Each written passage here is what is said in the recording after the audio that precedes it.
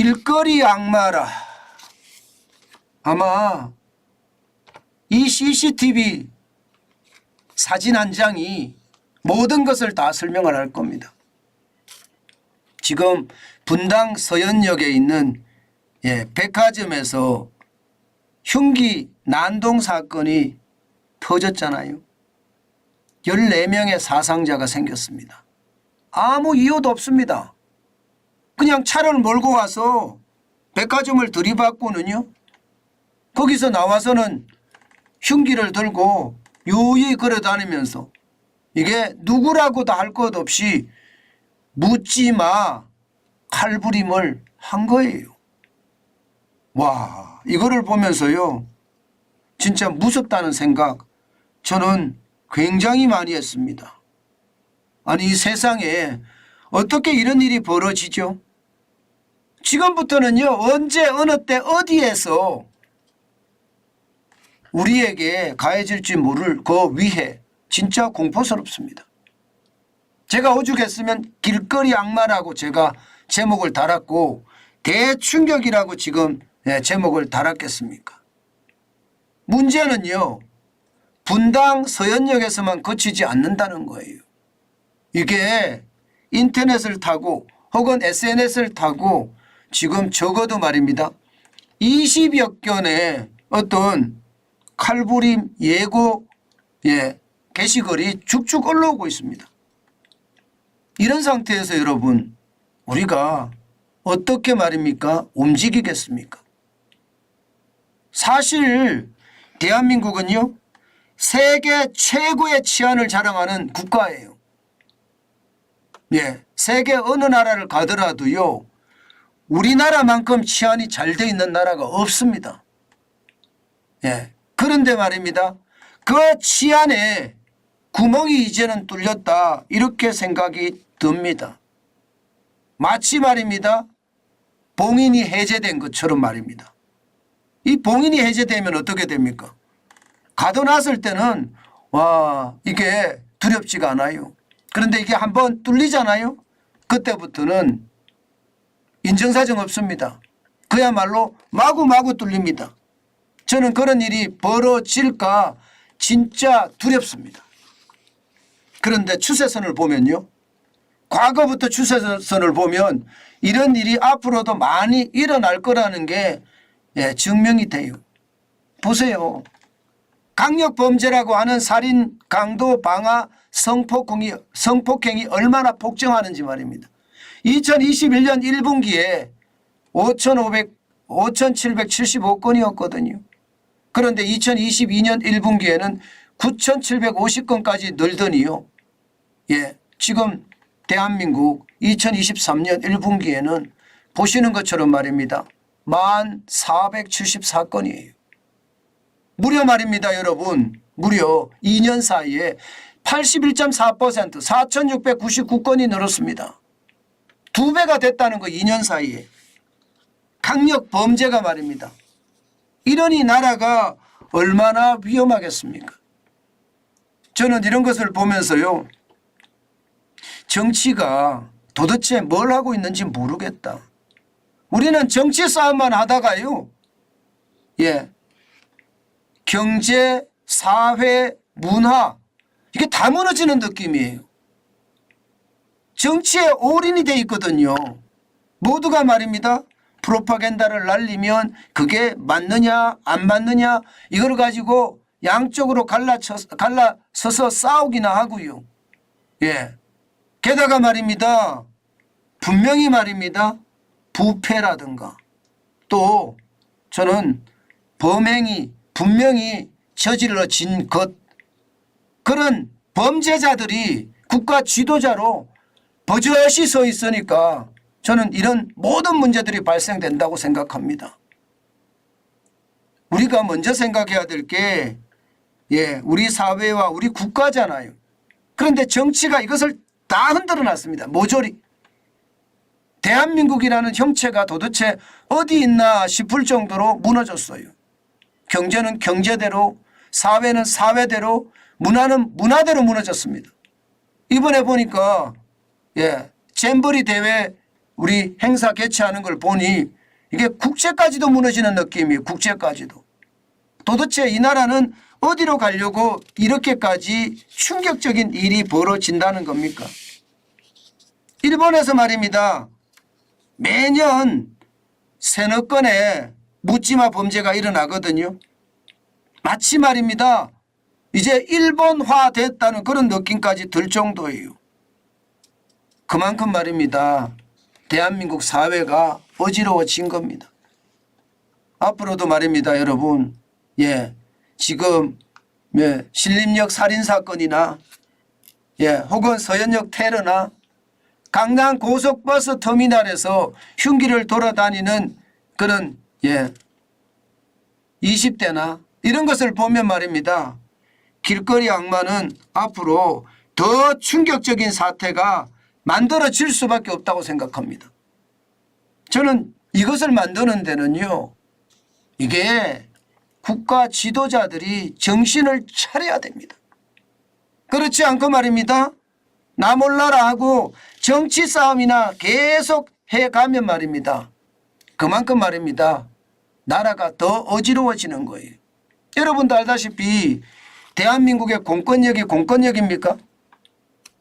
공권력이 쉽게 말하면 조롱당하고 희롱당하고 그리고 무시당하기 일쑤잖아요. 그러니 공권력에 어떤 힘이 생기지 않는 거예요. 국가를 운영하는 기본은 공권력에 힘이 생겨야 되거든요. 그래야지 국가 운영하는 게 그만큼 좋아질 텐데 지금 그러지 못한다는 게 진짜 안타깝고 또 안타깝습니다. 여러분 시민들의 정당방위가 없다니까요. 칼에 찔렸는데 내가 한 차례 때렸습니다. 칼에 찔려서 내가 한 차례 때렸어. 이게 정당방위가 안 됩니다. 이런 거 말입니다. 좀 고쳐져야 되는 것 아닌가요? 게다가 말입니다. 경찰이나 형사들은요. 이게 과잉 제압이나 과잉 진압에 대한 두려움이 굉장히 깔려 있어요. 공권력이 강할 때는 말입니다. 이런 두려움에 대한 게 그만큼 공권력을 행사하니까 괜찮다 이렇게 이야기하지만 지금처럼 말입니다. 국가 지도자들을 중심으로 공권력을 조롱하고 희롱하고 무시하는 이런 사태가 계속 벌어지니 대한민국에서는요. 이제는 누가 주인인지 모르겠다 그런 생각이 들어요. 이게 국민이 주인입니까? 아니면 길거리 악마가 주인입니까? 아니면 부패한 정치인이 주인입니까? 대한민국을 보고 있으면 앞으로도 엄청난 충격이 저는 가해질 거라고 생각합니다. 이제라도 우리 국가 지도자들이 말입니다. 협치를 해야 돼요. 내로남불이 아니라 나 먼저가 아니라 너 먼저. 이게 배려거든요. 이런 배려가 세상에 기본 질서를 만드는 핵심으로 만들어질 때 나라는 더 좋아지지 않을까요? 저는 그런 생각을 하면서 참 안타까운 마음을 금할 수 없다. 이렇게 제가 말씀드리고 싶어요. 그런데 여러분, 이 길거리 악마 대충격이 엉뚱한 곳으로 유탄이 날아갑니다. 아마도 말입니다. 지금 안 그래도 어려운 소상공인 그리고 자영업자, 골목상권에 있는 자영업자 여기까지도 이제 충격을 받게 생겼습니다. 주말에 다 약속을 취소했다. 앞으로 사람들이 모이는 곳엔 가지 않겠다. 그렇게 되면 여러분 지금 보세요 여러분. 음식점이나 주점이 지금 완전히 2분기에 폭망했거든요. 마이너스 13.4%까지 떨어졌어요. 이렇게 되면 3분기는 어떻게 될까요? 3분기는 길거리 악마 대충격이 현장 경제에 치명상을 입힐 수도 있다는 이야기예요. 안 그래도 어려운데 더 큰 치명상을 입힐 수 있다는 이야기입니다. 게다가 백화점 앞에서 이런 일이 벌어졌으니까 백화점이라는 게 사람들이 많이 모이는 곳이잖아요. 그나마 거기서 소비가 일어나고 있는데 그 소비마저도 이제 두려움의 대상이 된다고 생각을 하니 야, 우리 경제가 어떻게 될지 사실 많이 두렵습니다. 안 그래도 여러분 국내 소비가 심상치 않다고 이야기를 해왔습니다. 제가. 예. 그런데 실제 지표도 지금 안 좋아지고 있고요. 예. 13.4%라는 지표는요. 2020년 코로나19 때 1년 평균 16.2%였거든요. 지금 그 수준까지 내려갔다는 거예요. 그 정도로 말입니다. 예. 이 바닥 경제가 무너지고 있는 상태라서 아마 이번에 이 사건 하나가 더 큰 충격이 되지 않겠느냐 이렇게 생각을 합니다. 저는 정부가 예, 그 어느 때보다 이 백화점 또 상권 사람들이 많이 모이는 곳 있잖아요. 여기에는 소프트 타겟이라고 예, 좀 힘이 나약한 사람들 그런 사람들이 많아요. 나이 드신 분들 또 여성분들 어린이들 많거든요. 이거 제대로 단속해야 됩니다. 지금처럼 말입니다. SNS에 흘러다닐 정도로 이게 계속해서 간다면요. 진짜 최악의 상황을 맞을 수도 있겠다 그런 생각을 해보고요. 특히 예, 공권력이 제대로 세야 되는 것은 당연하고요. 저는 우리 국가 지도자라는 사람들도 정신 바짝 차려야 된다고 생각해요. 지금처럼 이렇게 가면 과연 대한민국이 그 자리를 예, 지금 무역대국의 자리를 계속 지켜갈지 사실은 굉장히 두렵습니다. 예, 그만큼 말입니다. 사회 질서라는 게 기본이 돼야 되거든요. 그 기본이 결국은 나라를 이끌어 가는데 그 기본이 무너지는 것 같아 안타깝기 그지없네요. 예, 이게 비정상이 빨리 정상화돼야 되는데 비정상 그대로 놔두니까 이런 큰 문제들이 자꾸 생기는 듯한 그런 느낌이 들거든요. 그만큼 말입니다. 예, 진짜 여러분들 조심하셔야 됩니다.